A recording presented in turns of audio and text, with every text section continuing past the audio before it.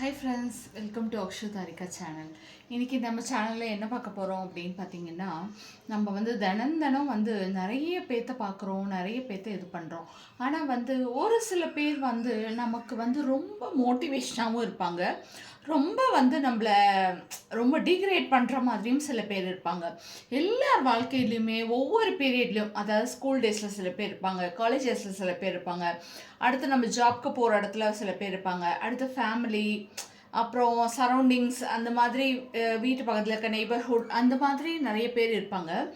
அந்த மாதிரி நமக்கு லைஃப்பில் கடவுள் எல்லாமே ஓரளவுக்கு பேலன்சிங்காக இருக்கும். பார்த்தீங்க அப்படின்னா, ஒருத்தர் நம்மளை டீக்ரேட் பண்ணுறாங்க அப்படின்னா, இன்னொருத்தவங்க கட்டாயம் நம்மளை அப்போர்ட் பண்ணுறதுக்கான இது கட்டாயம் இருக்குது. கட்டாயம் ஒவ்வொரு இடத்துலையும் நீங்கள் நல்லா யோசிச்சு பாருங்கள். உங்களை ஸ்கூல் டைம்ஸ்லேயே இருக்கட்டும், காலேஜ் டைம்ஸ்லேயே இருக்கட்டும், ஜாப்லேயே இருக்கட்டும், ஃபேமிலியிலேயே இருக்கட்டும், இப்போ நம்ம இருக்க சரௌண்டிங் சுச்சுவேஷன் அந்த மாதிரி இடங்கள்லே ஆகட்டும், ஒரு சில பேர் நம்மளை ஐயோ இப்படி இருக்க அப்படி இருக்க அப்படிங்கிற மாதிரியான ஒரு டிப்ரிசியேஷன் பண்ணிகிட்டே இருப்பாங்க, நம்மளை டிகிரேட் பண்ணிகிட்டே இருப்பாங்க.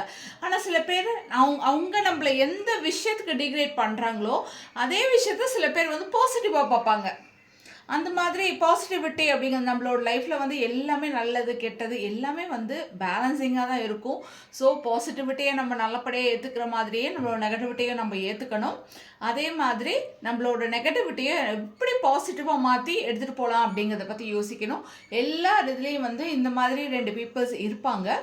அது யார் அப்படின்னு சொல்லிட்டு நம்ம இந்த டைமில் கொஞ்சம் ஞாபகப்படுத்தி பார்த்துக்கலாம். உங்களுக்கு எதாவது தோணுது அப்படின்னா கமெண்ட்ஸில் சொல்லுங்கள். பாய்.